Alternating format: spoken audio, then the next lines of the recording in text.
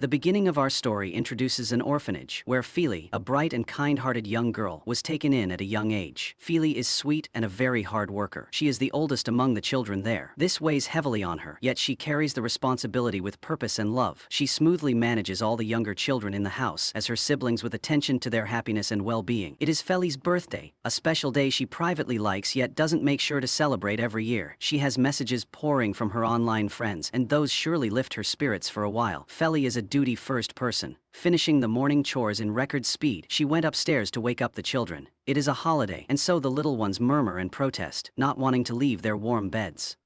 Fely promises them fried rice, their favorite, and the children cheer at this. The energy of the children is infectious, sending her to the small, modest kitchen and starting to cook.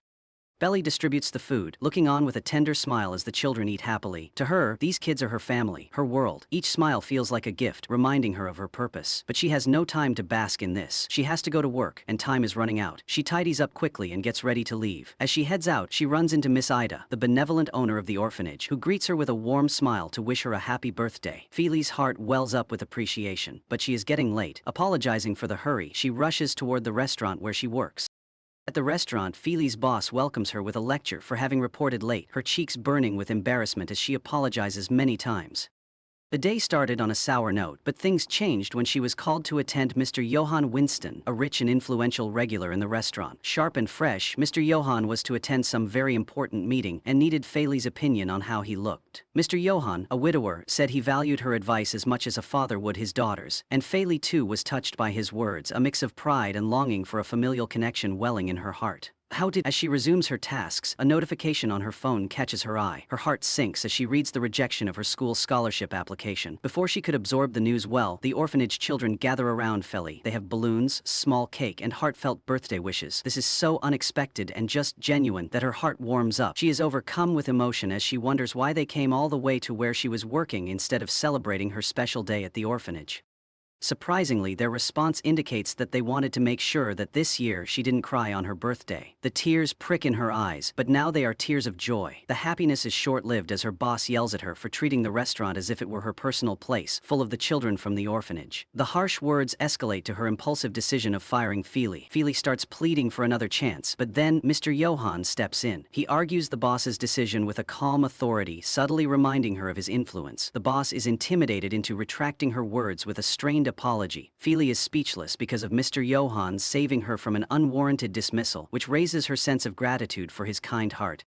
Later in the evening, Fely returns to the orphanage. The children and Miss Ida are waiting for her to resume the birthday celebrations. Miss Ida apologizes for not stopping the children from visiting her workplace. Fely reassures her that it's all right, her tone soft and understanding. And then, to the surprise of all, Mr. Johann gave them a ride back home, his car filled with so much laughter and chatter. The children entered the main house while Mr. Johann lingered, looking up at the orphanage in its worn condition. Upstairs in her room, Fely began opening the gifts that she had been given. Each one, whatever it may have been, was bittersweet. Miss Ida gives her a neatly wrapped package, the scarf Fely had admired months ago. Her eyes well up with tears as she thanks Miss Ida and apologizes for not being more independent. She says she feels like a burden, and her voice sounds so guilty. Miss Ida reassures her, as always, so affectionately, that she is anything but a burden. To Miss Ida, Fely is a blessing, her favorite child.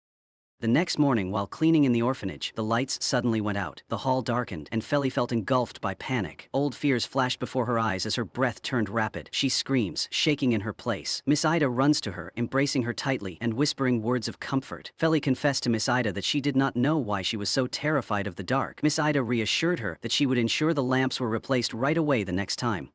A few minutes later, Fely's phone beeps. She reads the message and her face lights up with pure joy. Crying and laughing at the same time, she hugs Miss Ida tightly, announcing that her application to the prestigious Kdrama school has been accepted. It was like a dream come true. This is an exclusive school, with very few outsiders gaining admission, but Fely's perfect grades have made her exceptional. Miss Ida shares in her excitement, knowing this opportunity could change Fely's life forever. Fely's happiness doubles when she realizes she will be reunited with her childhood best friend, Chloe, who also a tool. Memories of times they spent together flood her mind, especially the day she fought off bullies for Chloe. Chloe was given to some other family many years ago, and they lost contact, yet Fely never stopped believing in being there for her.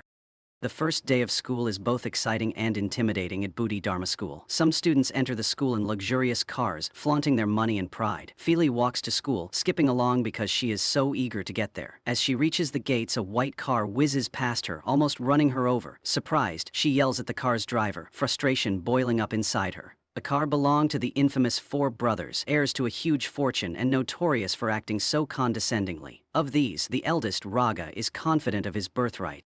Raga's car is intercepted by Hema, a conscientious student counselor. Hema tells Raga that it is prohibited to park in this area. Raga smirks and points to a board that says the spot is reserved for Raga. He states smugly that he put it there himself. Undeterred, Hema insisted the car had to be moved, and that if they wouldn't, he would report them. Raga's amusement fell to annoyance, and he moved the car with exaggerated reluctance. As Hema heaves a sigh of relief, Raga zooms back, just barely missing him. The near collision sends Hema stumbling, at which Raga laughs. Feely, who has watched the scene, hurries to Hema's side.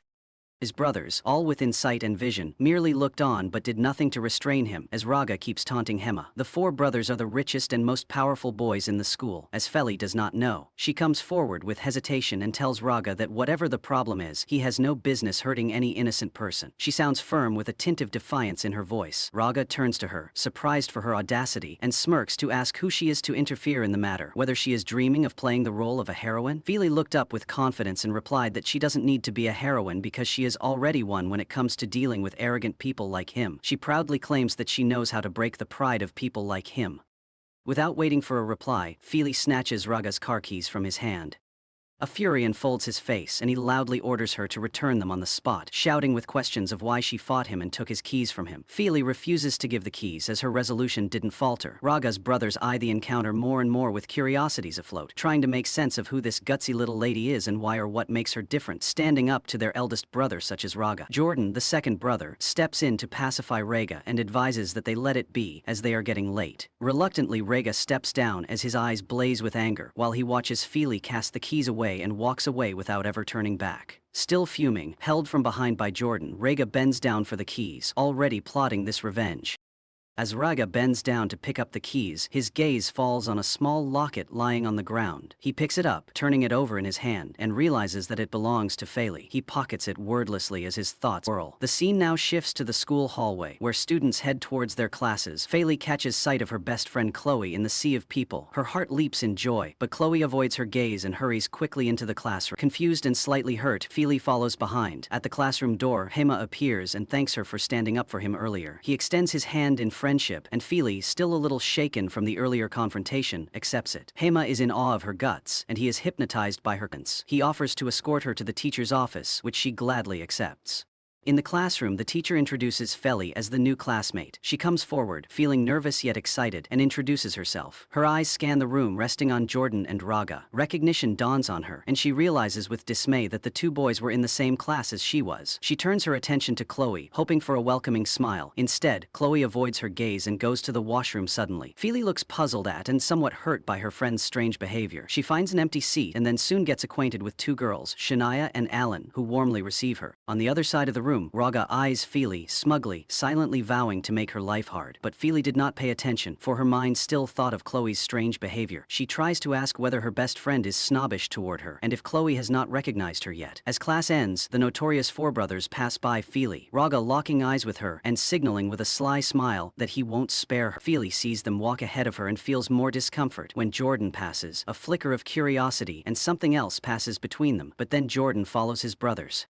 Outside, Shania and Aline advised Feely to avoid the four brothers, saying they aren't just princes for having loads of money, but dangerous ones. The girls share a rundown on each brother. The eldest, Raga, was an online celebrity who had an insane number of followers that he uses to freak his enemies out. Intelligent and a very obsessive car lover. Jordan is the second brother and is quiet and unassuming. He is reputedly musical but never really speaks to anyone. The third brother, Helga, is cranky and a total gamer. He growls at any girl coming near him. Only the fourth brother, Naviro, was friendly and nice to everyone, a trait that made him approachable.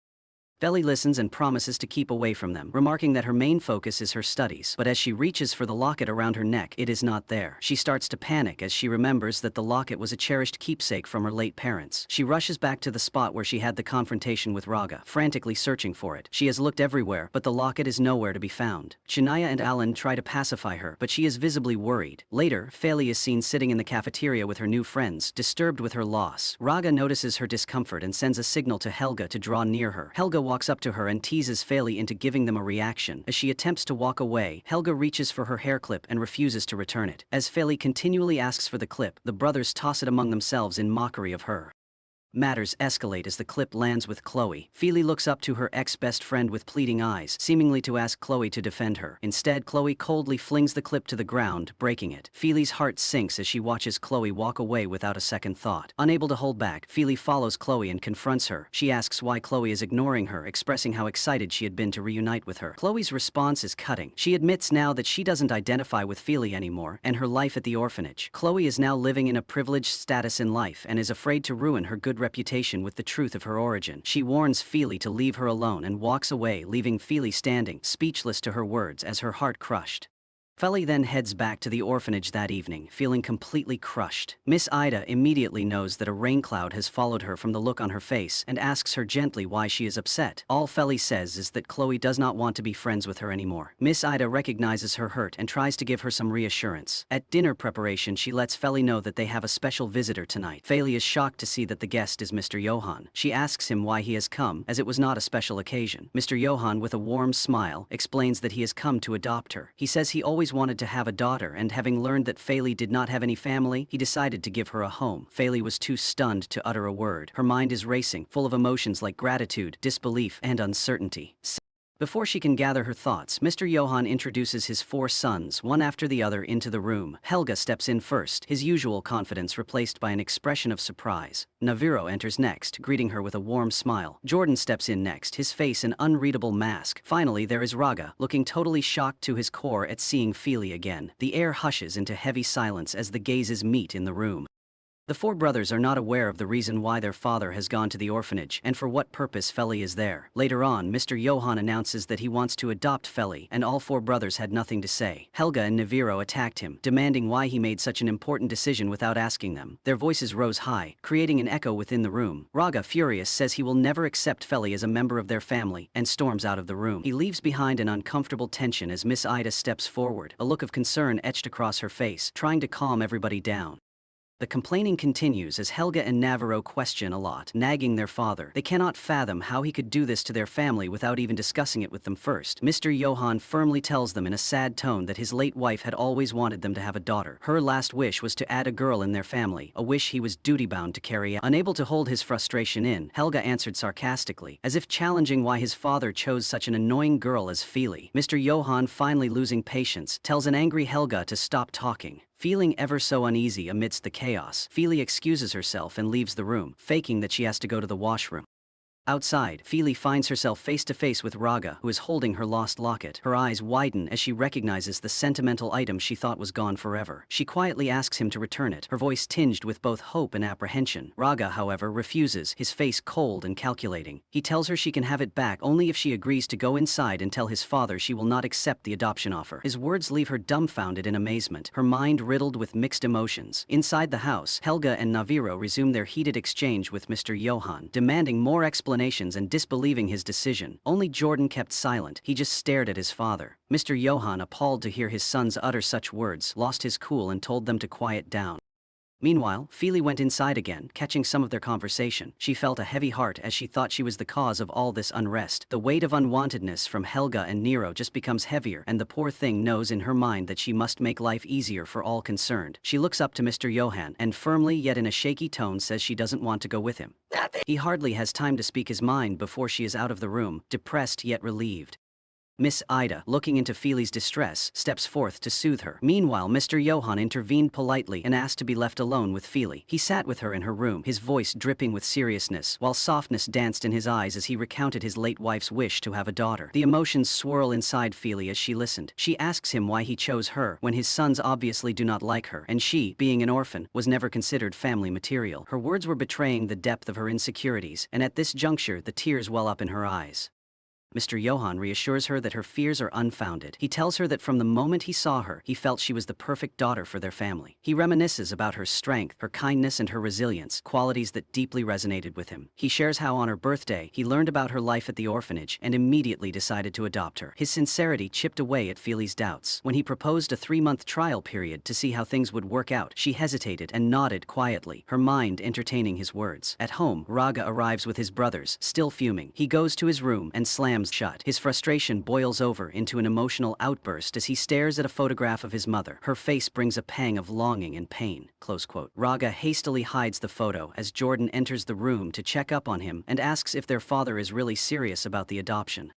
Jordan's response is calm and measured, as he reminds Rhaegar that their father is as stubborn as he is and will no doubt carry through with his decision. He asks Rhaegar to respect their father's wish, which sends the elder brother deep in thought. The next day, Feely packs her things, getting ready to leave the orphanage. The children surround her, as if not wanting to let her go, faces showing sadness in their eyes, as if they know she has accepted Mr. Johann's offer. They ask her not to forget them, almost in pleading voices. Feely, with a painful heart, reassures them that she never would, and that she frequently would come to their home. When Mr. Johann comes for her, Feely thanks Miss Ida for all that she has done. Miss Ida, overcome with emotion, instructs Mr. Johann to treat Feely like one of his sons, to love her as his own. She tells Feely that she will always be welcome at the orphanage when she feels out of place in her new home.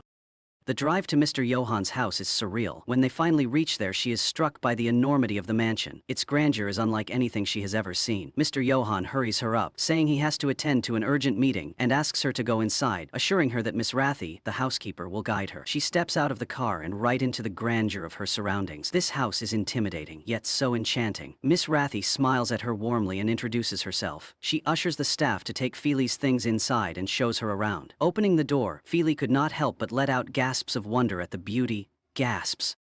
Soon, the brothers show up at the top of the stairs. Only Jordan gives her a polite nod. It is the only thing that has given her comfort so far. He volunteers to help Miss Rathy bring her up to her room. As they start going upstairs, Navarro's voice rings out, asking if Feely is really going to be living there now. Helga chimes in mischievously that they have to get her out. Raga gives a smirking assurance, dripping with determination in his voice, that he has a plan. Miss Rathy takes Feely to her room and gives her the Wi-Fi password. The smart lock on the door works with it. Feely asks in wonder, looking curiously at the highly technological system, if there is a room that has an ordinary door. Jordan chuckles as if it's funny. Very innocent she was. He comforts her that there is no house in the premises that didn't have one with a smart lock. Feely tried to joke again, making sure if it really is a home or what. Jordan bursts with laughter, warmly saying that it's her home too now. For the first time in days, Feely has a small sense of belonging, even though her heart still feels a bit uncertain. Navarro and Helga troop upstairs, their eyes keen and unwelcoming as they glare at Feely. Miss Rathy unlocks the door and steps aside to usher them in. The room is stunning, modern yet cozy, immediately captivating Feely. She loves the soft pastel-colored walls and the large windows that flood the room with light. Miss Rathy points out a mini-monitor installed on the wall, explaining its voice command features that make daily tasks easier. To demonstrate, she uses it to turn off the lights, but the sudden darkness startles Feely. Fear grips her and she instinctively grabs Miss Rathy's arm. She stands frozen in place while her heart starts to race out of her chest. Her phobia is palpable. Jordan makes his way over in a rush, flicking on the lights again. He immediately inquires, genuinely concerned, whether she is fine. Feely nods, trying to hide how ashamed she was.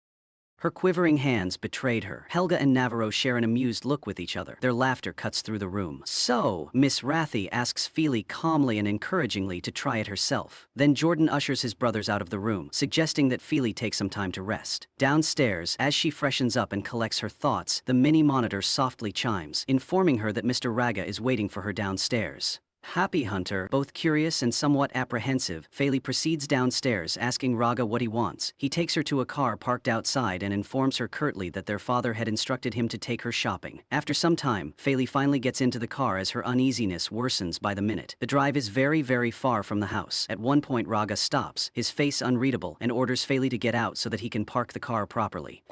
Dazed, she agrees and gets out into the open to witness Raga drive away inaudibly. It finally dawns on her what has happened, and in the lonely darkness, the girl stands stranded and in stupor. At home, Raga arrives with a triumphant smile. He orders the mini-monitor to play his favorite music and leans back to savor the moment. He feels victorious, savoring the thought of having gotten rid of Feely. Meanwhile, Feely waits at the place where Raga left her, getting anxious as time drags on. The skies darken, and soon a heavy rain pours, drenching her to the bone. She feels a cold shiver run down her spine as a wave of emotion rages within her heart. Fear, anger, and sadness come together in her heart, and she holds back the lump in her throat from falling as tears. Meanwhile, back in the house, Raga had been in a triumphant mood, which the rain managed to dampen. He muttered under his breath, disgruntled by the rain, but a guilt feeling started gnawing at his heart. He imagines his father's reaction if he finds out what he has done and decides to return for Feely. When Raga arrives with an umbrella, he finds Feely soaked and visibly upset. Her eyes, filled with anger and hurt, bore into him as she confronts him, demanding to know why he abandoned her and if he hates her so much that he would resort to such cruelty. Raga fidgets, refusing to meet her gaze, and mutters a flimsy excuse about not being able to find a place to park. His seeming evasion further infuriates her. She has no choice but to get into the car. Driving back, silence ensues between the two of them. Neither one opens her or his mouth to break the ice. The next morning finds the household beaming with activity as the brothers and Feely get ready for school. Mr. Johan comments from the dining table that they all look like they are off to school. Feely greets him in return, her tone respectful yet warm. She does it so naturally that it is obvious to Raga why Mr. Johan is so pleased with her. Raga frowns, showing his distaste for what happened. Mr. Johan insists that the boys take Feely to school, to which Helga and Navarro reluctantly nod in response. Jordan, sensing the buildup, offers to drive his car to give them some space and leaves ahead of them. Along the way, Raga suddenly stopped the car and told Feely to get out. Still surprised and worried, Feely asked him why, since they were not yet at school. Raga answered coldly that he did not want anybody in school to know that she was living in their house. The words cut deep into her heart, but Feely, not wanting to argue anymore, stepped out of the car. She then jogged the remaining distance with her heart thumping and at the same time calculating all the disasters of coming late. Then he trotted off to Eli. She gets to the gate and finds them already shut. In desperation, she begs the guard to allow her in, but he declines. Not willing to miss class, she climbs over the gate, sprinting in, oblivious of his screams. Inside the school, Helga and Navarro were hanging around outside their classroom, talking about inconsequential things. They look at a pretty girl who passes by and briefly become smitten with her. Raga, disinterested, calls them toward the cafeteria. Helga dallies a few more seconds before going with him. As they walk along, Helga collides with Feely, who promptly apologizes. Helga's reply is cutting and mocking, asking sarcastically if her eyes work properly or if she needs new ones. Feely feels a flush of embarrassment but says nothing, retreating to find solace with her friend Shania.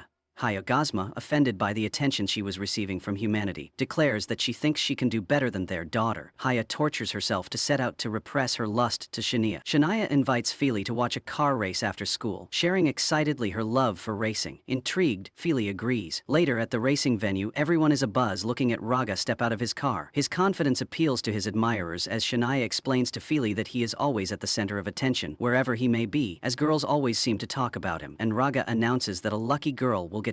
Feely is taken aback and protests, but Raga insists, his tone dripping with mockery. He tells her not to worry, he will not drive too fast for a fragile lady like her. Feely, very much annoyed by his condescending remark, says she is far from fragile. Raga smirks and starts the car, driving at an alarmingly high speed. He wants to intimidate her. As Feely's heart races with fear, she masks her emotions, refusing to give him the satisfaction of seeing her scared. She sarcastically comments on his driving, challenging him to go faster if this is all he's capable of. She is teasing him and he gives way, the car reaching the ultimate limits. Feely's fear this time is real, but she clings to her will not to show it.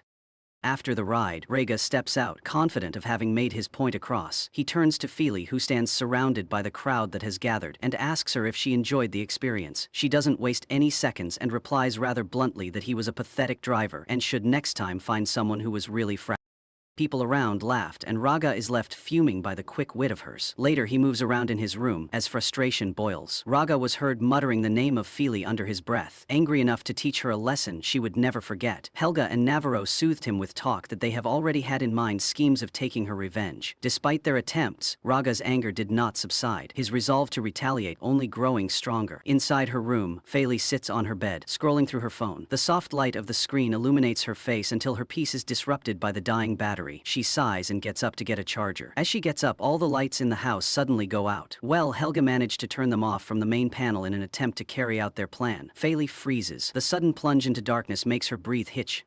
Suddenly overwhelmed with her fear of the dark, her chest heaves and tightens as she speaks loudly, ordering the mini-monitor to change all light status back on.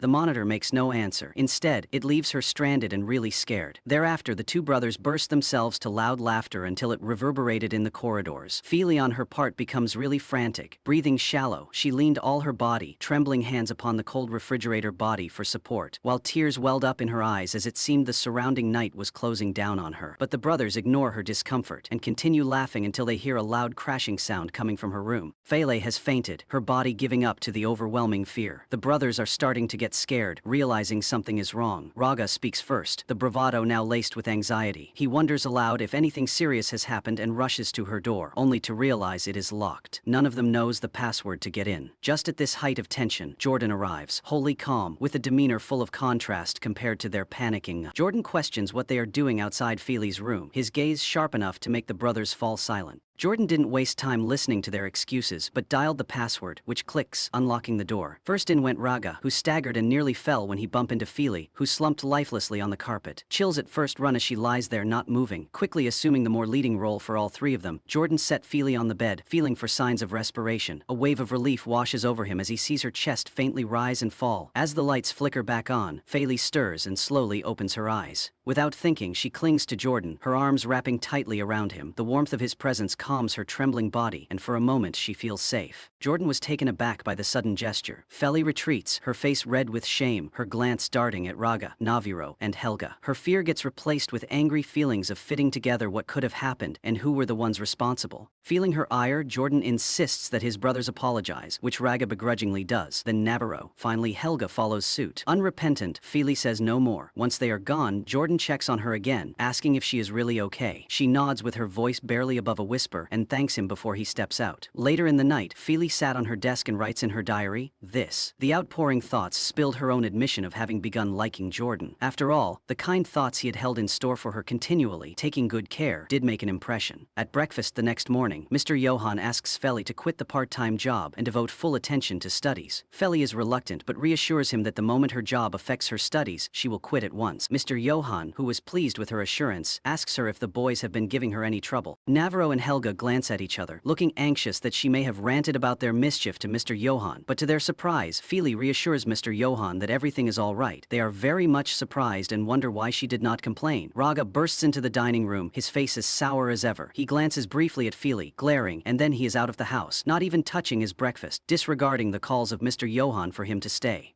He is frustrated, but he does not say for what reason. At school, Naviro and Helga approach Feli, curiosity overwhelming them. They ask her why she did not report their behavior to their father. Feli smiles, soft but unreadable, and tells them she wants to be their friend. They are left dumbfounded with this answer, as they cannot comprehend such forgiving nature. Raga seizes another opportunity to humiliate Feli. He puts a note on her back with an offending message for all to see. Feli walks down the hall as students burst into a gale of laughter, whispering to one another, all eyes on her. She then sits next to Jordan and greets him with a warm smile. Jordan notices the note and quietly tells her about it. Embarrassed and infuriated, Feli marches to Raga's desk, knowing it was his masterpiece. She storms up to him, but along the way bumps into Kai, the most notorious delinquent in school. She immediately apologizes, but Kai, known to have a violent temper, refuses to accept her apology. He lifts his hand, threatening to slap her, but between them steps Raga. His voice is firm as he warns Kai not to raise his hand against a girl. Tension between the two rises, their long-standing rivalry rising to the surface. Now, they stand face to face in the safety of the library. The apostrophe K rises from Kai's bound hand to show the eye and bottom part of his mouth clearly visible. They almost get to a fight when Feli reminds them that class will start. Kai, not wanting to totally back down, issues a warning and walks away. Raga turns to Feli, scolding her for bumping into Kai. He warns her that she ought to know better than to make a dangerous guy angry. Her anger still on the boil, Feli snaps back at him, blaming the situation all on him. She crushes the paper in her hand and walks away, leaving Raga standing there with an unreadable expression. Later, Naviro and Helga have another encounter with Kai. As they were walking in the schoolyard, Kai splashed a drink on their clothes and teased them. Helga got angry angry and hit him back, which turned into a fierce fight. The appearance of a teacher made them stop, and in a split second they acted like angels, pretending to be innocent. Back in class, Naviro asks for tissues to clean up, but nobody does. Monica, the girl whom both Naviro and Helga secretly admire, steps forward and offers him a tissue. Naviro is overjoyed, his heart racing as he watches her. Moments later, she hands Helga a handkerchief, leaving him equally smitten. Neither brother realizes they are falling for the same girl. Meanwhile, Feely walks up to her seat, only to find ink spilled on it. Her skirt is ruined, and the students around her burst into a guffaw of laughter. Chloe, her former friend, laughs the loudest, dramatizing the scene. Raga records it, looking satisfied as he witnesses her humiliation. The teacher finally sends Feely to the washroom to clean up. Hema offers to accompany her, but Jordan steps in, removing his jacket and placing it over her skirt. He tells the teacher he will take her to the washroom, a quite surprising response from him, for all present. At the end of the day, Feely's friends tease her about Jordan's behavior today and say that he probably likes her. Teasing, she coyly smiles, but for 1 second. Her eyes sparkle with a little delight. Hema approaches her and asks if they could walk home together. Feely excuses herself, telling her friend she has work after school. Naviro and Helga stick around outside a bit, preoccupied by their thoughts of Monica. They talk about a person whom they admire, but neither of them mentions the name. The irony here is that both are talking about the same girl. Rega arrives in the house in the storm of his anger. In this overflow of emotions, he vents his ire to Jordan, complaining that Jordan always seems to come to Feely's defense. He walks up and down, his irritation evident in every step, and says that he needs to get Feely out of the house before their father finally adopts her. For the time being, Feely is just staying with them for 3 months on a trial basis to see if she is comfortable. If she agrees, Mr. Johan intends to make her a permanent member of the family. Navarro, sensing Raga's mood, nonchalantly mentions that Feely is probably at her job, a comment that only fuels Raga's determination. With a smirk, he gathers his brothers and decides to pay Feely a visit at her workplace. At the restaurant where Feely works, she is diligently carrying a tray, her focus entirely on her task. Raga manages to bump into her on purpose, and the tray falls to the floor. The clattering sound brings everybody around, and Feely, her face reddening with anger, confronts him, asking why he is there. Helga, who has been lurking in the background, secretly slips Raga's wallet under the fallen tray and steps away quickly. Pretending he does not know her, Raga belligerently raises his voice to exclaim that she spilled something on him to the entire restaurant. The owner approaches them upon hearing the disturbance, and graciously, Raga apologizes to him, making sure that Feely will also do so. With no other choice, her humiliation marked, with her gaze low to the floor, Feely apologizes reluctantly. Matters are escalated when Raga says his wallet is missing and instantly accuses Feely of stealing it. Feely, absolutely shocked, firmly denies taking anything. Attention thickens as the wallet is discovered under the tray, as conveniently placed by Helga. He sees this opportunity to humiliate her some more, loudly and in front of everybody, calling her a thief. He insists that the owner fire her. The owner has to dismiss Feely to avoid further inconvenience. Feely walks away with shame in her heart. Raga comes out and joins his brothers with a victorious smile on his face. When Feely leaves the restaurant, Raga comments, showing what happens when trying to mess with him. Feely, her voice trembling with anger and sadness, retorts that the 3 of them, being sons of a wealthy man, have no understanding of the hardships she has endured. She says for them such antics are a joke, but for her the job was her lifeline and a matter of dignity. She had borne her boss's maltreatment and never utter a word, but today she is dismissed in shame. The air seemed to echo her words as the brothers remained silent in the moment. As Feely walks home, her anger and frustration welling inside of her, Jordan pulls up beside her in his car. He offers her a ride, but she refuses, too proud for Jordan to see her home. Jordan, however, is nothing if not persistent. He gets out of the car, gently places her inside, and even secures her seatbelt, saying much more than any words could say. He said Naviro had called him and told him all that had happened. Apologizing for his brothers, Jordan tries to lift Feely's spirits by taking her shopping. Brightening up at the sight of Jordan, she at first refuses to buy anything, citing that the store was too expensive. Jordan does not stop there. He selects an outfit for her. Feely can't believe it, as he sincerely tends to her with much care.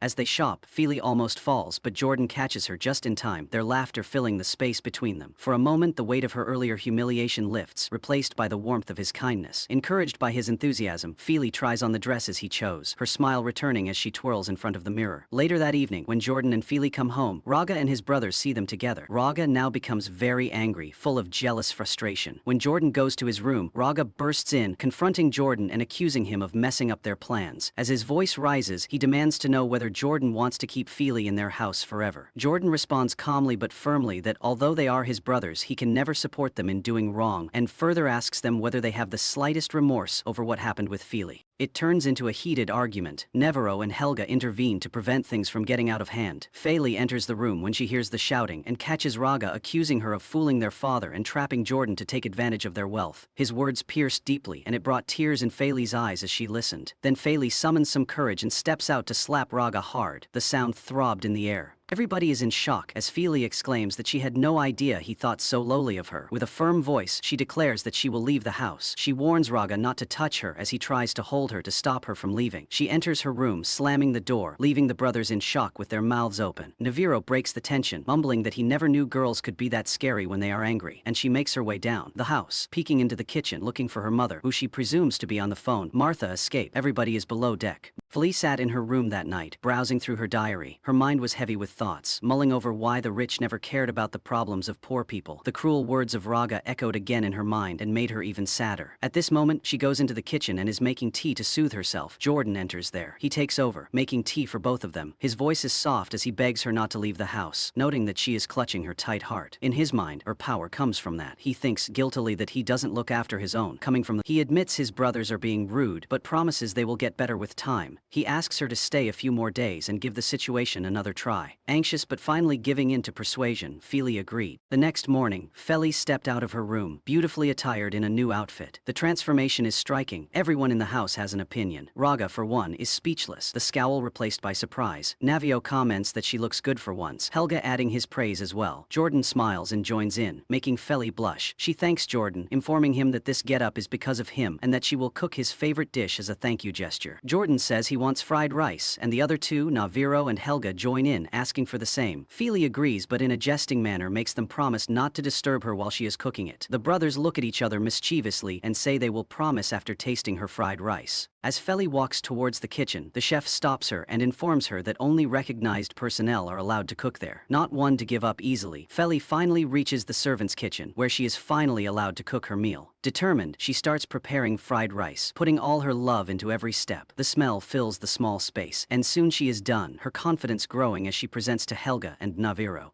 The brothers taste her cooking. Their faces light up in delight as they tell her how much they love it. When Jordan tries it, he too finds it delicious, his praise making Feli's efforts feel worthwhile. However, Raga refuses to even taste the fried rice. He sneers at her, saying the dish alone looks repulsive. He, on the other hand, forces himself to eat a dish prepared by the chef, though he actually wants to taste Feli's food. Mr. Johann arrives a little later and sees what Feli has prepared. He decides to taste the fried rice, and with one bite his countenance relaxes. He says this reminds him of his late wife, who also cooked fried rice like this. His voice sounds so nostalgic as he thanks Feli for bringing back those memories so dear to him. Then Mr. Johann tells them that all of them will go to his wife's grave and invites Feli to come with them. He wants to introduce Feli to his late wife. This leaves everybody in shock and Raga is angry. He walks away to sit in the car fuming. Feli, indecisive to join them, is made to be persuaded by Jordan. In a soft tone, Jordan reassures her that today is an emotional day for the family, especially for Raga. He convinces her to come along since their father personally invited her. By the reassurance of Jordan's words, Feli agreed and joined the family in the car. The ride is silent, with Raga staring out the window while the rest sit in awkward silence. At the cemetery, everybody throws flowers on the grave as the mood gets really gloomy. Feli hangs back, not knowing whether to join them, but Mr. Johann motions her to come forward. He invites her to throw flowers and introduces her to his wife, remembering sweet memories of their life together. Finally, he asks Feli to lead a prayer. Angel. She nods nervously as her voice begins to shake. When she is through, everyone says amen in chorus, for a moment bound together by a common ache. Their small crowd begins to break up, but not Raga, standing before his mother's grave, torn between sorrow and anger. Feli lingers to look at him. Something is amiss, she senses, but as he catches her stare, his anger flashes, and in anger, he accuses her of enjoying her roommate's family grief. The words slice into the fragile peace. For the first time, Feli snaps back. She tells him his rudeness now makes sense, for he never had the care of a mother when he was growing up. Her words cut deep enough that she walks away, leaving Raga standing by the grave as frustration and resentment well up inside him. Later, the family visits a garage that Raga owns. Mr. Johann beams with pride as he praises Raga for being able to turn his hobby into business at such a tender age of his life, and promises to provide the necessary capital for its growth. Raga is delighted by this recognition, while Jordan's face darkens. He is overcome with a pang of jealousy as it suddenly dawns on him that their father is supportive of Raga's pursuits yet dismissive of his singing passion. Preoccupied, Mr. Johann drops the kids off at the garage as he heads for a more important meeting. The brothers talk between themselves. Meanwhile, Feely excuses herself to go to the bathroom. As she comes back, she overhears their conversation. They talk of their mother, how they miss her and how life would have been different if she were still with them. Jordan's voice rings with deep sadness as he admits to missing her too. Feely listens in silence, her heart softening as she realizes behind the roughness, the brothers have a deep love for their late mother. She walks away having altered her judgment about them somewhat.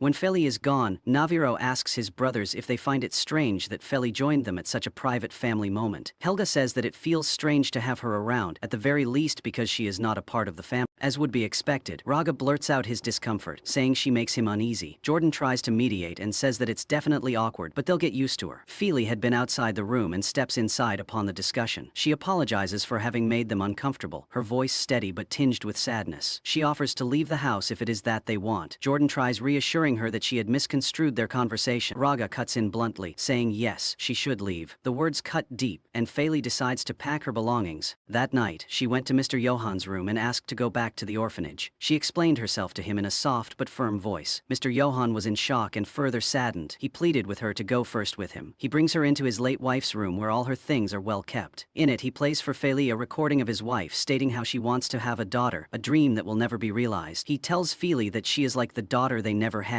and begs her to stay, reminding her that they agreed on 3 months. Finally, after much persuasion, Feely agrees to give it another chance. Meanwhile, Navarro and Helga separately invite their crush, Monica, to the garage. When Monica arrives, both brothers try to impress her, acting suspiciously toward each other in the process. Eventually, Monica accidentally lets slip that they both invited her, meaning they have the same crush. This makes Naviro and Helga angry at each other as their rivalry is finally out into the open. Later in the night, Raga comes back with pizzas to celebrate his freedom, thinking Feli has left. Smugly, he sets the food on the table until Naviro and Helga return, both uncharacteristically silent because of their hurt feelings over Monica. Things are tense when Feli enters the room. Raga looks at her incredulously and insists she explain herself for still being there. Feli explains calmly that she had changed her mind, her light manner sending him off his guard. She cuts a slice of pizza and resumed eating, leaving Raga speechless. Jordan witnesses the exchange and says with a teasing smile that people who quarrel a lot end up liking each other. Quickly, both Feely and Raga said it is not so, almost shouting to outshine each other's voice. Meanwhile, the twin rivalry gets to Naviro and Helga as they start arguing over the last piece of pizza. The argument between the two of them escalates intensely that they leave the room, leaving everybody dumbfounded. Jordan prepares to leave, but Feely stops him, asking that he stay for a little longer. However, Jordan politely declined and mentioned that he had to go to work.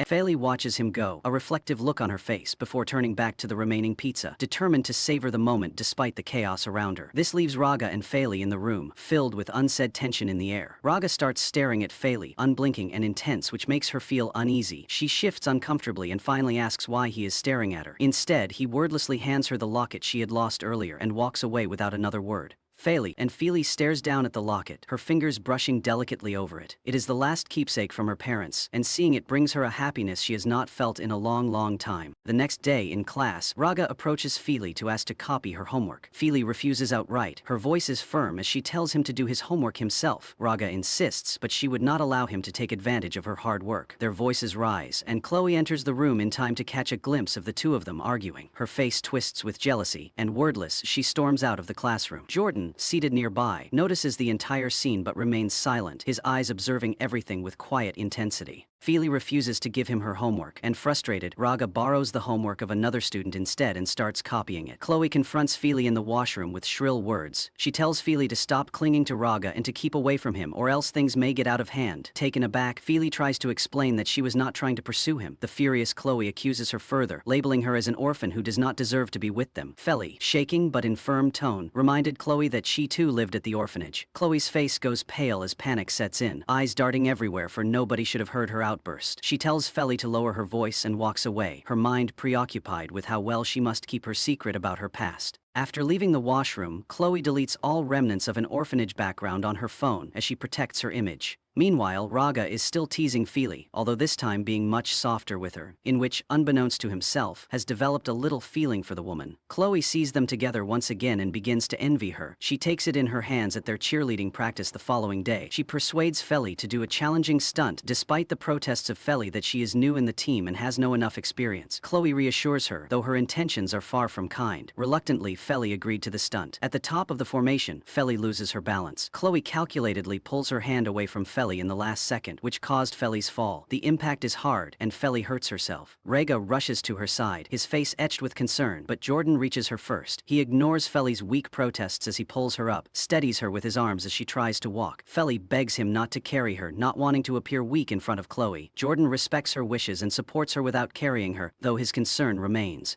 But Raga is concealing his anger. He stared at Chloe, who intentionally caused the fall of Feely. He talks to Chloe in private at a later time, voice at a low tone, full of anger that she intentionally hurt Feely, and if she ever tries to pull off a trick like that, she will surely regret it. Chloe denied the accusation, but from his face, he did not believe her. Meanwhile, Naviro and Helga, unaware of the drama elsewhere, plan how to confess to Monica. They decide to go together to make the proposal, on condition that whoever Monica chooses, the other will step aside. When Monica comes, they shower her with gifts, the excitement boiling inside them. Monica misunderstands the gesture, thinking that the gifts are a farewell approach. She informs them that she is leaving for London to pursue higher education and leaves the twins dumbfounded. Heartbroken, they finally confess their love for her. Monica is shocked and informs them that they can still talk to each other through social networking sites. She takes a picture with them to commemorate the moment. Neither twin is in the mood to pose for the photo, but does so before bidding goodbye. As they reach home, Feely asks Jordan whether he has completed the project. When he says he hasn't, she suggests they go to an exhibition to get some ideas. Jordan agrees, but Raga, having overheard their conversation, insists on tagging along. At the exhibition, Raga starts bossing Feely around, telling her which parts to see. While Jordan has a different opinion, Feely goes off on her. She takes a selfie of herself to capture the moment, but Raga says that is a bad photo. He takes another picture of her, saying it's for the project. In reality, he wants to keep the photo. Later in the day, Jordan reminds them all it is their dad's birthday and they should head home. Feeling caught off guard, Feely bemoans not having prepared anything special for the occasion. Jordan reassures her that he has already ordered seafood to be served. Feely tells Jordan of her allergy to seafood, and Jordan offers to have another dish prepared especially for her. Still determined to provoke Feely, Raga finds an opportunity to whisper to the chef to prepare Feely's dish with seafood. During the birthday dinner, the family is in a joyful mood as they celebrate Mr. Johan, who looks very happy with a beaming smile. Jordan announces that his song has been selected by a big agency, and he receives congratulations from all family members except for Mr. Johan. He congratulates Jordan, but not wholeheartedly, meaning he still doesn't like Jordan's passion for music. During the meal, Feely unknowingly eats the seafood-laced dish. Her allergy immediately worsens, and she begins to reel from her reaction.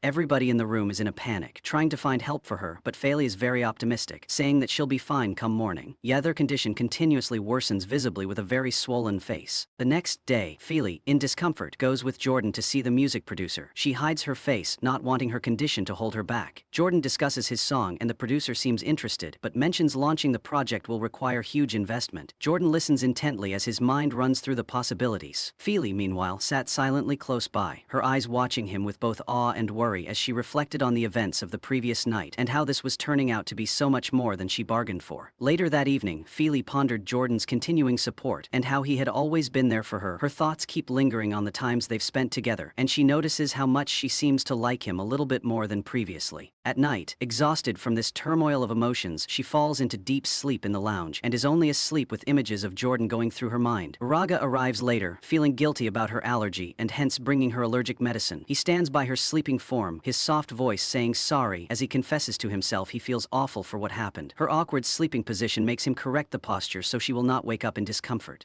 She leans. To his surprise, Feely instinctively hugs him tightly in her sleep and doesn't let go. Raga tries to free himself but eventually stops as his heartbeat rises, listening to her in peaceful condition. Raga, seeing her this way, decided to let her rest comfortably and carefully carried her up to her room. Just as he laid her down, Feely woke up, startled and confused. She started hitting him, thinking that he had entered her room with ill intentions. The flustered Raga immediately flashed the medicine in her face and told her of his intentions. Quite embarrassed, Feely allowed him to leave without further arguments. Outside, Navir Naviro and Helga notice Raga and tease him immediately, saying that he already has feelings for Feely. The next morning, Raga offers to take Feely to school but she refuses, reminding him of how he always leaves her halfway. So she asks Jordan for a ride instead, and he readily agrees. Both of them go to school together, while Raga is left at home, filled with jealousy and anger. Naviro and Helga, who have been witnessing the drama, find it really funny. At school, Feely is lost in thought when Raga comes up to her with a glass of juice, telling her that the others are waiting outside for her. She finds it weirdly nice of him, but she follows him anyway. They leave together, Chloe and her two friends noticing them and following them. Seeing Feely getting along comfortably with the F4 boys and even riding in their car, Chloe and her friends are shocked, which leaves Chloe seething with jealousy. Gabriel Tega, determined to put Feely in her place, Chloe starts to plot her next move, bound to teach her a lesson during the upcoming school trip. Later in the night, Helga clumsily prepares his clothes for the trip. The haphazardness of his actions is upsetting to him. Feely notices this and intervenes, helping him to fold everything properly. Helga brightens at this prospect, watching her work and feeling a bond between them similar to brother and sister. The small kind gesture lingers, smoothing off his usual coarseness. The next morning, when all were preparing for the trip, Raga refused to go along. Still, Feely persuades him, reminding him that their grades are partly dependent on participation. Raga grudgingly agrees, much to his dismay. In the bus, Hema immediately sits beside Feely, making it quite obvious that she wants to be with her. This annoys Raga enough that he raises a series of excuses, forcing Hema to give up her seat to him. Replacing Hema, Raga smirks at Feely, who promptly asks him what his problem is. Raga candidly admits that he does not like to see her peaceful and likes to irritate her. The argument between them continues till they reach the destination and leaves both of them flustered. In the trip location, the teacher explains the rules and divides the students into teams. Hema brings lunch to Feely during lunchtime and offers his service for whatever she needs. Raga from afar goes to them with a fabricated excuse that he has injured his hand and thus can't eat on his own. Feely indeed feeds him, but she is being very forceful, pushing the spoon far into his mouth. He chokes for a moment, which sends Chloe and the other students nearby giggling.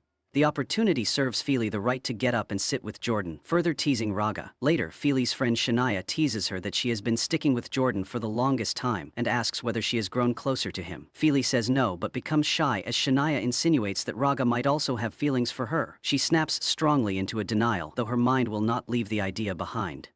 Later, while Feely carries boxes, Raga, despite being Chloe's group member, offers help to Feely. Chloe, visibly annoyed, tries to interrupt, but Raga shoos her away, declining to help her. Later, Hema offers Feely a bottle of water. Feely accepts the offering with a polite smile. The moment Jordan arrives, she stands up and walks away, unintentionally offending Hema. Jordan makes a remark about taking a walk around, and Feely accompanies him. They walk through the scenic view until they finally sit down outside a small cafe. Over a quiet meal, Feely asks Jordan about his progress with the music director. He says he's actually doing quite well and has been offered both jobs through the Opera Counter Cafe. Jordan shares his frustrations, explaining that although he paid the director as requested, the director has stopped responding to his calls and messages. He expresses his intention to visit the agency in person, his determination evident. Feely, moved by his dedication, silently hopes for his success. Meanwhile, Raga is frantically looking for Feely, his annoyance growing by the minute when Hema informs him that she went with Jordan. His relief at first grows into worry when they do not return as the evening wears on. He tries to call Naviro, who puts it on speaker and lets everyone close by hear how worried Raga sounds. Chloe overhears their conversation and suspiciously thinks about Feely's connection to Mr. Johan, and after hearing the anxious tone from Raga, she is in deep thought. Along the way back, Feely and Jordan run into Kai. Kai is the enemy of Raga and starts pushing Feely, who falls to the ground, and then begins fighting Jordan. Jordan fights back gallantly, but Kai is with his friends in greater numbers. Jordan asks Feely to run while he tries to hold them off. As Feely tries to run, she falls again. Kai taunts her, placing his foot on her hand and pressing hard to hurt her. Just as Kai is about to do more harm to her, Raga appears, his anger unleashed. He beats up Kai, who is forced to run away with his friends. He then turns to Feely, gets her up and pulls her into a protective hug, apologizing for being late. Feely, in a soft but grateful tone, thanks him for saving her. Raga gives Kai a stern look, a warning, before he lets him go. Later, Feely is dressing her wounds in her room when Chloe enters, surprisingly nice. Chloe feigns interest and calls Feely her best friend, which makes Feely dumbfounded. Chloe says though she had been scared of people knowing her past in the orphanage, their friendship is still important to her. Chloe finally makes amends with Feely in a sincere conversation and they start to mend their friendship. The next day, Chloe teases Feely about her feelings for Jordan and playfully orders her to confess them to him. Shania agrees, saying that Jordan's actions are indicative that he might have feelings for Feely too. Feely hesitates, hesitates but finally persuades herself that confessing her feelings is the right thing to do. She resolves to tell Jordan how she feels, her heart pounding at the thought of what might happen. Later, Feely calls Jordan and asks him to meet her. Nervously, she first thanked him for all the times he supported her and then, summoning all her courage, confessed her feelings to him. Jordan is rendered speechless as he stared at her in disbelief. Unbeknownst to them, somebody records their conversation from a distance. Jordan responds after some long pauses and states that he has been considering her no more than a friend. His words pour like rain on her expectations, shattering them into pieces. Feely walks away, very distressed, with a heavy heart because of disappointment. Raga goes to find Feely and finds the video uploaded in the school group chat while on his way there. Watching, he sees Jordan reject Feely and all the nasty comments of other students. Watching those cruel comments fuels Raga's anger. Approaching the girls responsible, he scolds them sharply, which took everybody by surprise. Then Raga finds Feely, who still remained very hurt. It is then when he consoles her, embracing tightly, that the dam finally breaks when Feely bursts into tears. Raga comforts her a bit, but still remains much worried about her. Later, Feely had a chance to meet up with her friends, who comforted her by telling her that indeed she deserved better than Jordan. But their words arouse suspicion in her mind. How did they know, she asks them, and hesitantly they told her about the video that had gone viral among the students. In the video, Feely was horrified, starting to think about who could have recorded it and uploaded it. Her suspicion falls on Raga because he was the first person she saw after the incident. Her friends defend him, but Feely is convinced he is responsible. Soon enough, Hema comes and tells Feely that the teacher wants to see her. Nervously, Feely thinks the teacher must have seen the video and starts apologizing the moment she enters the office. Quote, confused with himself, the teacher then resolves that it is a project presented during the meeting and not the video. Eventually, Hema pacifies Feely and, after knowing about the video, views it himself. Appalled with what is in it, he consoles Feely that he can remove it from the school's system. True enough, he does, and a moment of bliss happens for Feely. Soon after, Raga arrives, but an accusatory Feely confronts him, claiming that he has recorded and uploaded the video. Raga repeatedly denies it, his voice ringing with sincerity, but Feely refuses to believe him. Her suspicion disappoints Raga, and he walks away with his shoulders heavy with her accusation. Later that evening, as Feely passes by a group of students, they mock her mercilessly. Her friends join in. They're in deep. Raga comes with his brothers and immediately steps in to defend her. Grabbing Feely's hand, he leads her away while Navarro and Helga reprimand the girls, reminding them that tearing down another girl is wrong.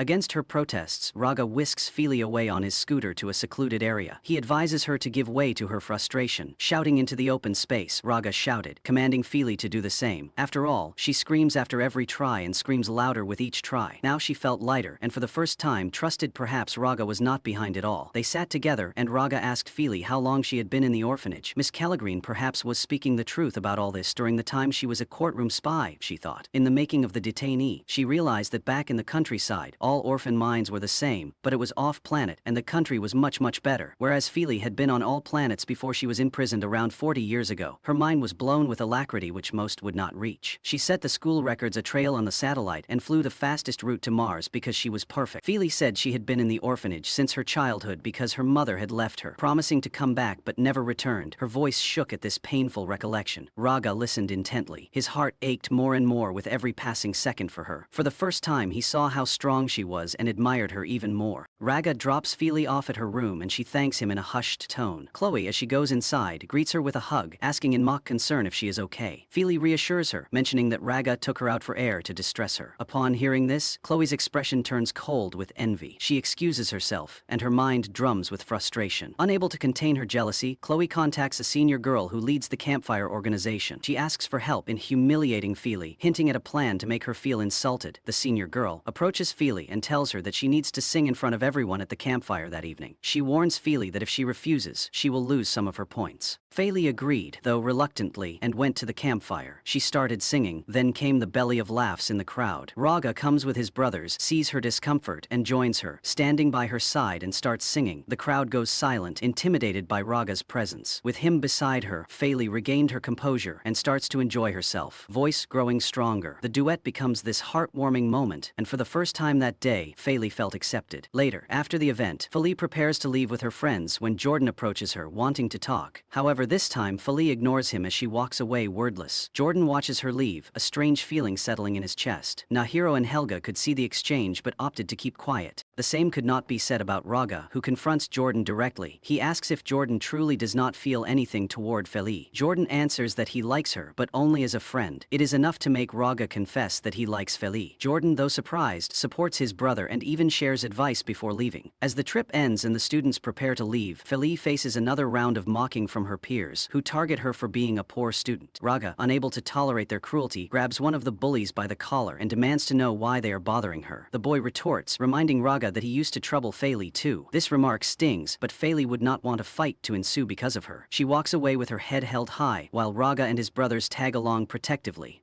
Their silent support means so much more than words can say. Upstairs, she struggles to carry her belongings upstairs. Jordan offers to help, but she refuses, wanting to do things on her own. From afar, Raga watches her, his feelings growing stronger. Later that night, Feli writes in her diary, pouring out her thoughts. She admits that all the mockery of her classmates did not hurt as much as Jordan's rejection. Her heart aches as she recalls the moment. Tears spill onto the pages. Alone in her room, she lets herself cry, hoping the pain will ease with time. Outside Feli's room, Jordan wants to talk with her, but he is unable to summon the guts to do so. After having stood at her door for a few more minutes lost in his own thoughts, Jordan walks away from Feli's door and shares with his brothers his views about Feli. Helga cautions Jordan on being careful in being overly friendly to girls, as this may give the wrong impressions. Naviro takes some food up to her room since she has not joined them for dinner. She receives his knock and the offered meal with a soft thank you, her voice barely above a whisper. The following morning, Feli rises and attempts to slip out of her room unnoticed, slow and cautious, but Jordan sees her and walks towards her, his face a picture of concern and hesitation. Upon seeing him, Feli quickly ducks back inside, not wanting to confront him. Jordan just stands there for a while, his shoulders sagging as he walks away, his sadness evident in his walk. Inside her room, Feli is still reeling from her emotions, and as she sits in silence, a notification pops up on her phone. It is the same rejection video, shared once again. She watches it and her heart sinks as tears begin streaming down her face. In a daze, she knocks something over onto the floor, and the noise resonates in the silent room. At the commotion, Raga hurries to her. Raga enters cautiously and finds Feli crying, her phone still open to the video. He immediately knows why she is upset and tries to comfort her. Feli tearfully confesses that she now regrets having told Jordan how she feels. Raga listens intently to her, his usual teasing demeanor replaced with genuine concern. He soothes her, saying that together they shall find who has uploaded the video up on the net and shut them down.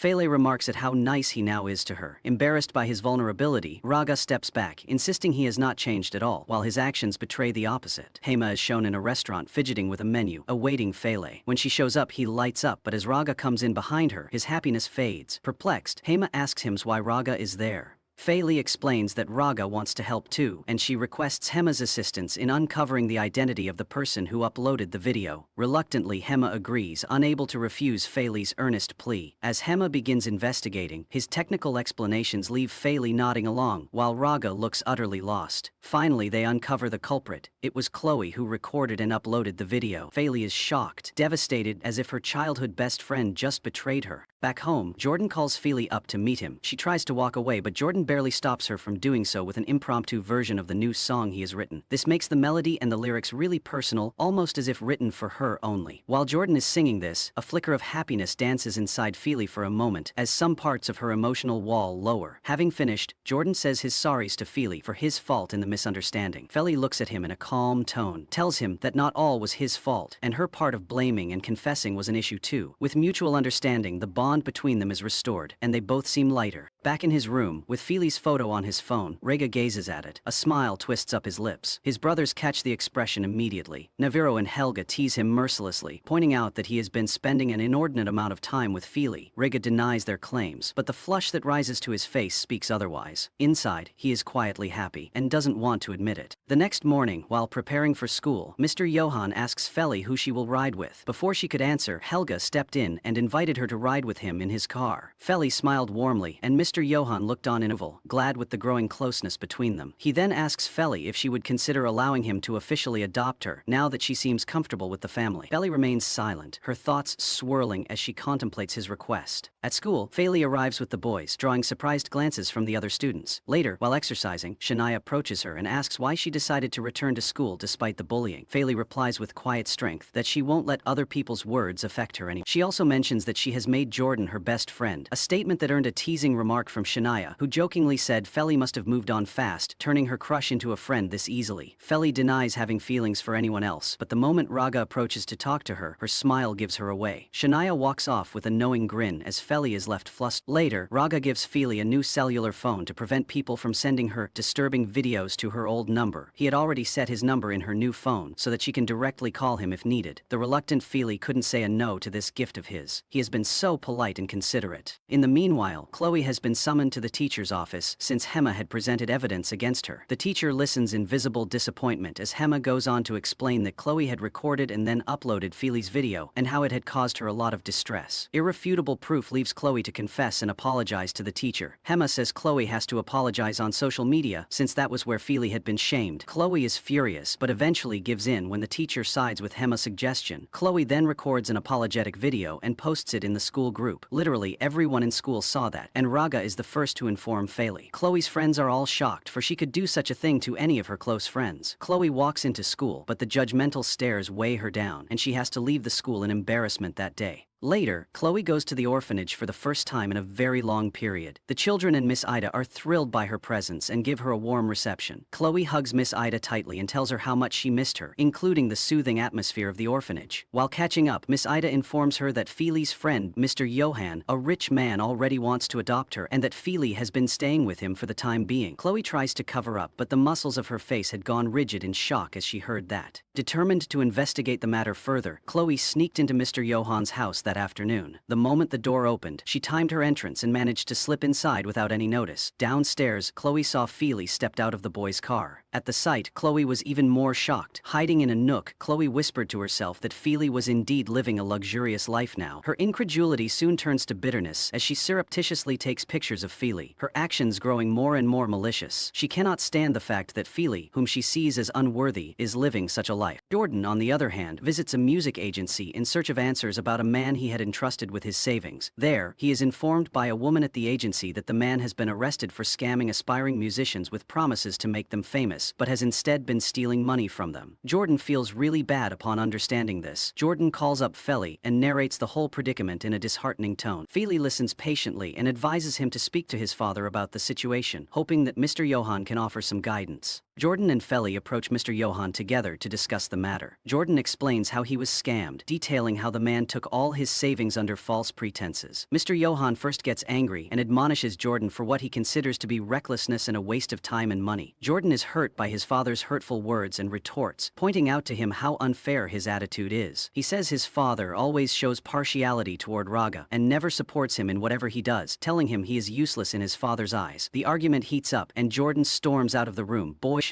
Overhearing this, Raga feels guilty and decides to talk things over with Jordan. He finds his brother and genuinely apologizes, saying that he had not known Jordan felt this about father's partiality. Raga promises to stand by Jordan and support him through and through. Jordan feels touched by the words of Raga, reassuring him that he doesn't feel resentful toward them and thus need not apologize.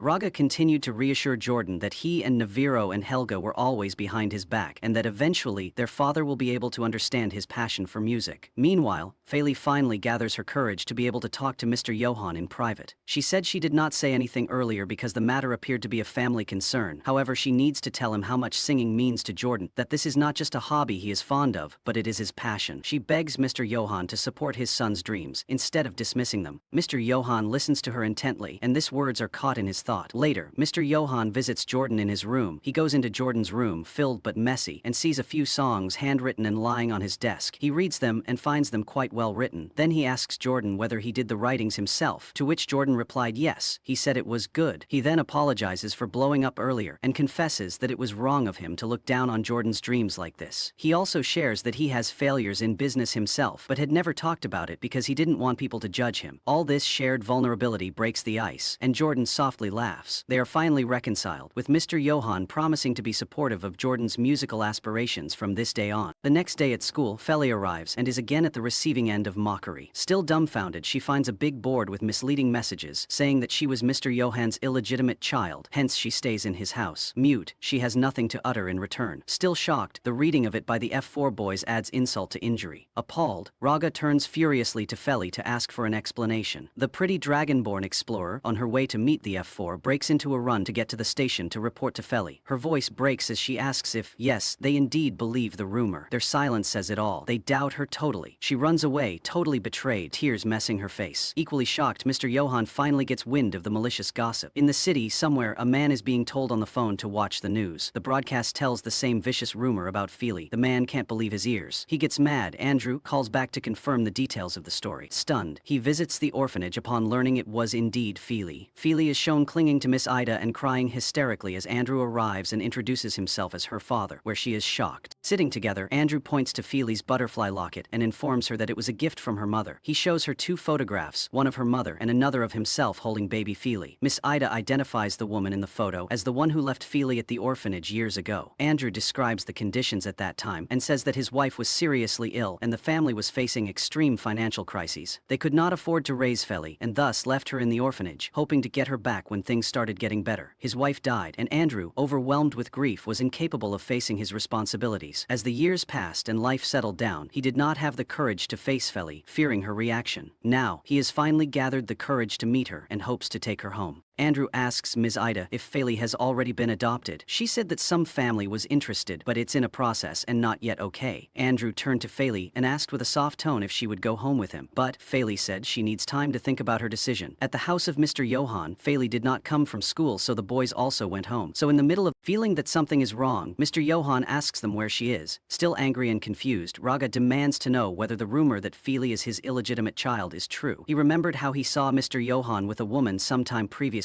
adding to his suspicion. Mr. Johan says nothing, and a flashback follows. Years earlier, Raga had seen Mr. Johan at the mall with a woman he wanted to marry. When Raga confronted him about it, it led to a major argument. Despite Jordan's attempts to mediate and convince Raga to let their father move on, Raga's resistance was unwavering, ultimately causing Mr. Johan to end the relationship. The boys, back in the present, just couldn't clear these rumors with the facts they had. They couldn't help but doubt and think that Feli must indeed be the child of another wife. The more they doubted her, the tension grew between them until Mr. Johan stepped in, very angry. He clarified the truth and told them that Feli was adopted out of their mother's dying wish. He then shows them more proofs, including their mother's written words, to clear their doubts. Slowly, the boys realize and are regretful of their reaction, most especially Raga, who takes his mistrust seriously. Thoughts of Feli's well-being overshadow all his thoughts. On the other side, Chloe, who leaked the false news, also started to feel the weight of her mistake. The scandal, on the other hand, leads to huge losses in Mr. Johan's business as investors begin pulling out. Chloe can't shake off her guilt as thoughts of the consequences of her actions overwhelm her. Mr. Johan tries calling Feli, but she refuses to answer. His manager, Rama, calls to update him on the worsening damage, and Mr. Johan has to make a public statement to explain the truth in order to contain the damage. The F4 boys send a barrage of messages to Feli, apologizing profusely and begging her to come home. Feli doesn't respond to any of them, her heart too heavy. It only gets worse as another notification beeps. She is being flashed in news programs together with the allegations. What an uncaring way to expose someone. At this point, humiliation and loneliness engulf her as she gazes into her phone and then comes across her biological father Andrew's number, thus questioning if being with him may be the best solution after all. Finally, Feli prepares to leave the orphanage. When Miss Ida asks her where she is going, Feli explains her decision to live with her biological father and mentions that she will say goodbye to Mr. Johan's family. Miss Ida is sad but happy for Feli, hoping she finds her peace and belonging. A few minutes later, Raga calls Feli and she tells him what she intends to do. Raga's voice, drizzled with urgency, begged her to go to his store first before she makes her final say. In the store, upon seeing Feli, Raga beamed, believing that all will just turn back to normal. His hope was quickly dashed as Feli told him of her biological father and of her plans of relocation to another state. Raga was devastated with the news, though he masked his feelings, forcing a smile to feign happiness for her. He stepped aside, frustrated, to vent his anger as suddenly it all felt so unreal. Yet Raga knew in his heart that Feli would be happy to get reunited with her family. He promises her they will be in close contact and begs her not to forget him. Feli agrees to it, her heart heavy but touched by his sincerity. Since Feli is already at the workshop, Raga decides to teach her how to drive his favorite car. He insists it is something she must know, a knowledge he had long wanted to impart to her. As Rega explains the car functions, Feli leans. The next day, the boys meet to bid farewell to Feli. Nobody is happy about her decision, and it can be shown by the atmosphere that has become somber. Helga could not hide his frustration, asking Raga if there is no way to stop her. Raga says it is Feli's decision and that she is free to choose where to stay. The boys couldn't help but ask if she was really leaving when Feli comes with a backpack. She confirms, saying that it has always been her dream to stay with her parents. The words hang in the air as everybody was speechless. Mr. Johan also arrives to say his goodbyes. His heart, though aching at the loss of Feli, respects her decision not to try to change her mind. Outside, Andrew has arrived to fetch Feli with him. Mr. Johan approaches him and asks him to take good care of Feli. He is assured by Andrew that he would. As Feli's things are being put in the car, she approaches Mr. Johan and thanks him for treating her like his own child. She hugs him tightly and says goodbye. He is visibly emotional. Raga is quiet, his heart aching as he watches Feli say goodbye to everyone and get into the car to drive away. That night, the F4 boys feel her absence deeply. The house feels emptier, and their usual banter is replaced with silence. Meanwhile, Andrew takes Feli to a farmhouse instead of their home, explaining that he has some work to finish and they will stay there for a couple of days. Feli agrees, though she can't shake the lingering sadness of leaving her adopted family behind. At dinner, her curiosity gets the better of her, and she asks Andrew about her mother.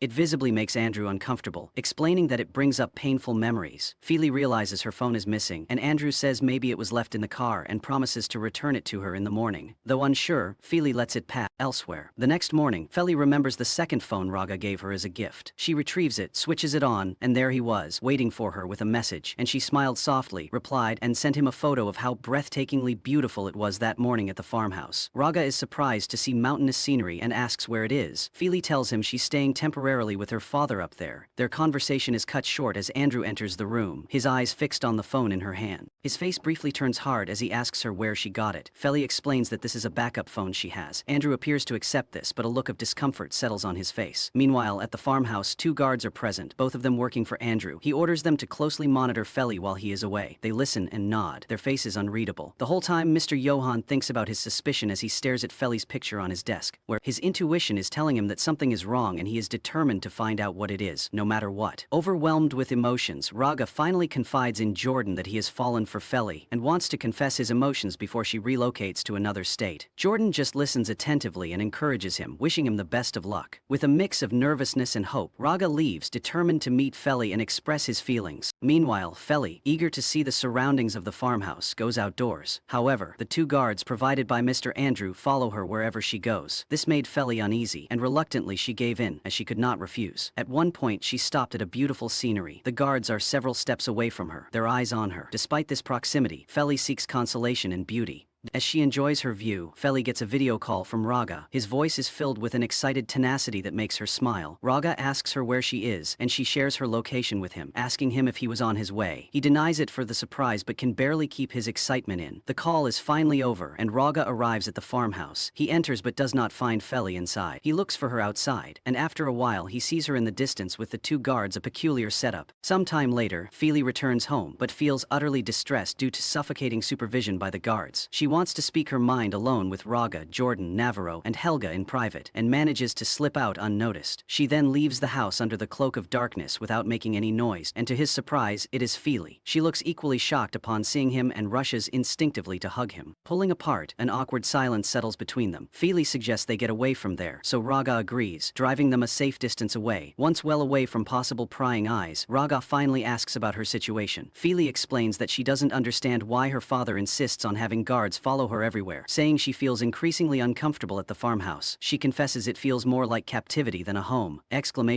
Crime. Feli's offers the prize, a trip to India with a man named Director. Raga tries to reassure her, urging her to focus on the positive and reminding her of how much she had wanted to reconnect with her father. Feli talks about a lake nearby and asks him to take her there. Raga agrees, feeling happy that he will be able to spend more hours with her. They purchase ice cream and sit by the water. When Feli tries to fix her hair, Raga offers to help. His hands are soft and sure as he ties her hair. Feli appreciates his effort and thanks him with a bright smile. Raga says nothing but is reflecting on how far he has come to see her happy, as his heart wells up with unsaid emotions. When a horrible thing happens, Feely says in a high-pitched voice. I lay here with all your pain, he says to Feely. At this, Feely notices that his gaze is set somewhere and inquires as to what he is thinking. Raga musters up his courage and finally says it. He then admitted that he doesn't consider her as his sister nor his friend. He loves her with all his heart. Feely looked perplexed and unable to answer the latter's question. She suddenly got up, her thoughts racing in a maze, began walking away. Raga held her hand to gently stop her. He looked down at his face while explaining that he's not demanding a final decision right now. All he wants is for her to know how he feels, and clears it with her that she can take all the time in the world if she decides. Feely nods, promising to think about it. A faint, uncertain smile plays on her lips, speaking volumes of her own confused feelings.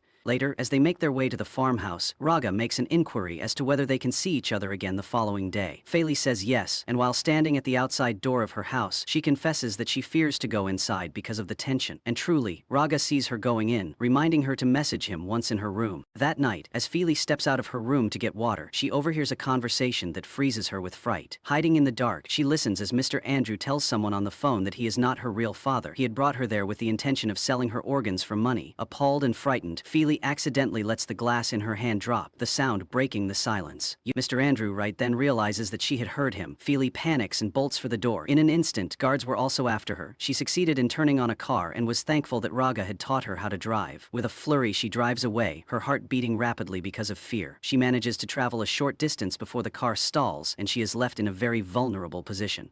The guards eventually catch up with her and drag her back to the farmhouse. Andrew grabs her roughly, pulling her inside, as Feely asks him why he is doing this. She pleads for an explanation, but Andrew says nothing. His face is cold and hard. It was the next day when Mr. Johan found out with great shock that this man who claimed to be Feely's father was actually a human trafficker. Appalled, he immediately called Raga. Knowing that Jordan had mentioned that Raga was to meet Feely, a chill runs down Raga's blood as he digests the news. His mind is racing with worry, his heart aching at the very thought of Feely in danger. He goes out without any hesitation. Determined, he manages to get into the house while his heart pounds with fear mixed with determination. Inside the garden, he sees Andrew talking to a woman. From their conversation, it is clear that she is the one who informed Andrew that Feely was in the orphanage.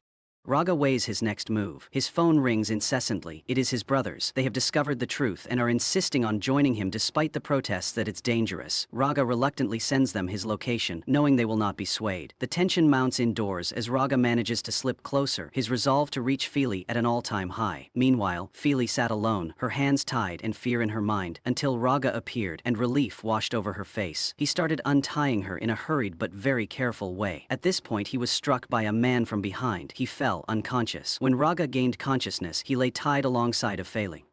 Outside, Jordan, Navro and Helga reach the site. After having a view of the situation, they decide to climb over the wall and enter it. The three brothers waste no time. Their determination drives them forward as they climb up silently. Inside, they find Raga and Feely. They work to untie them while a guard approaches, which Jordan quickly knocks out with a well-placed punch. The group wastes no time freeing Raga and Feely and making their escape. They do not reach for long as the car breaks down en route. A flat tire stops them, and soon they realize they are being pursued by Andrew's goons. They decide to split up and scatter in all directions to evade capture. The goons fan out looking for Feely and the boys. One of the goons spots Feely, but before he can attack, Raga appears and intervenes. Then another goon, trying to ambush Raga but gets a fierce fight as Jordan comes for his brother's defense. The brothers were fighting valiantly, having gained strength by their unity and determination, and at last they overpowered all the goons and defeated them to assure the safety of Feely.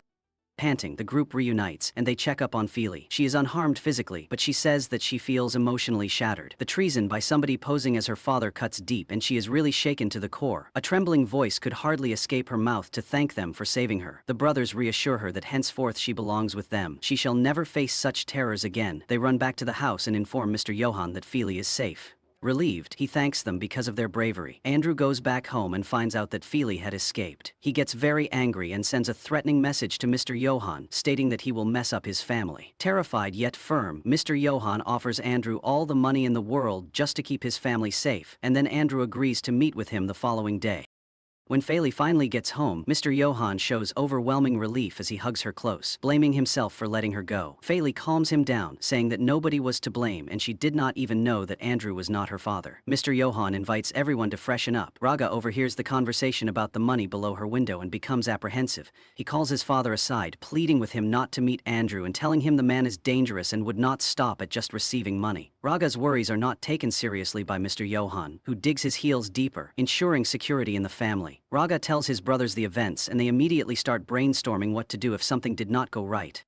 The next day, Mr. Johan meets Andrew and hands him a bag full of money. Andrew's greed is now evident, as he further demands Mr. Johan's watch and phone, which he gives to him. For the time being satisfied, Andrew hints that he may ask for more money in the future. Just as Andrew prepares to drive off, his car refuses to start. Raga comes out and tells him that he has messed with the wires. The confidence in Andrew breaks, and in a few minutes, the sound of police sirens is heard. It was actually Raga who made sure that Andrew would be put behind bars by informing the police in advance. The threats are finally silenced as the police arrest Andrew.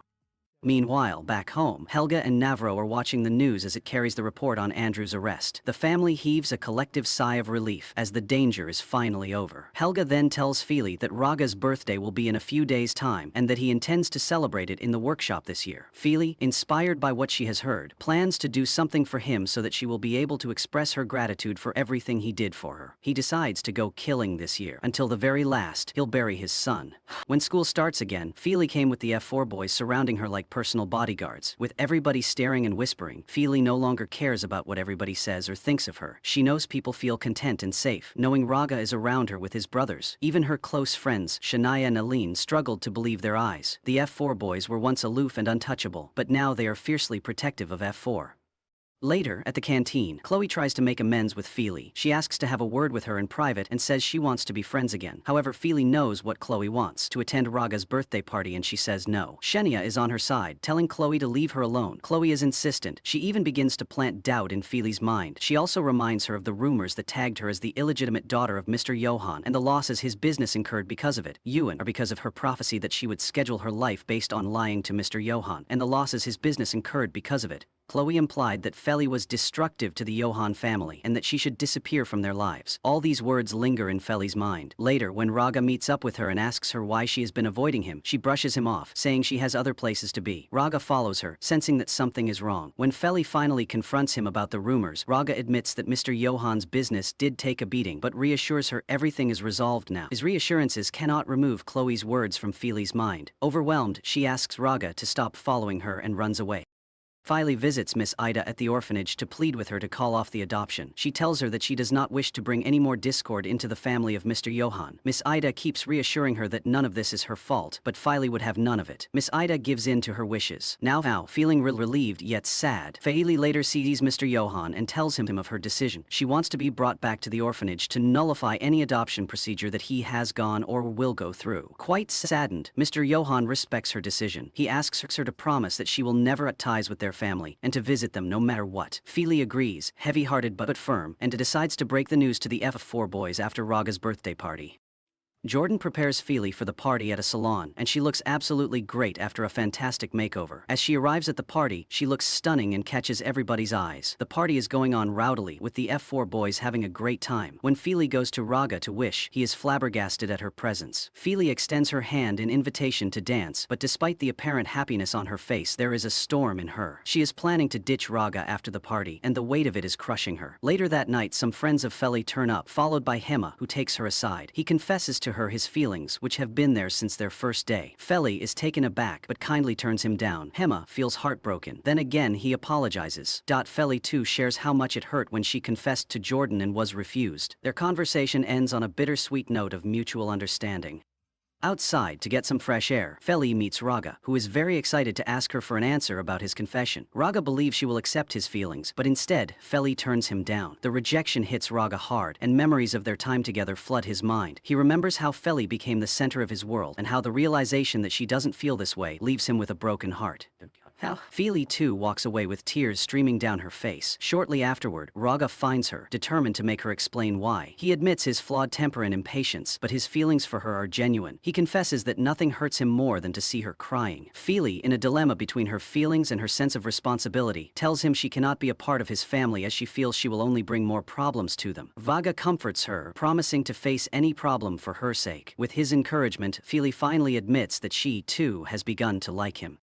Raga is instantly and overwhelmingly delighted. He thanks her with an assurance to make her life as beautiful as a butterfly. The sweet moments of happiness that they shared together were disrupted when Jordan, Navarro and Helga arrived, having heard news of Fili's acceptance. Both brothers congratulate the newly accepted lovers with grace. Fili then shows her decision to deny the adoption proposal and to stay at the orphanage. The brothers are shocked but support her decision, reasoning that if she is Raga's girlfriend, she cannot be their sister. They all agree to celebrate Raga's birthday properly as he wishes. In a celebratory mood, they all head home together, where they are puzzled to see a woman visiting Mr. Johan. Fili soon realizes that it is the same woman who planned to sell her organs with Andrew. She freezes in shock as terror rolls in her mind. With that, Season 1 ends.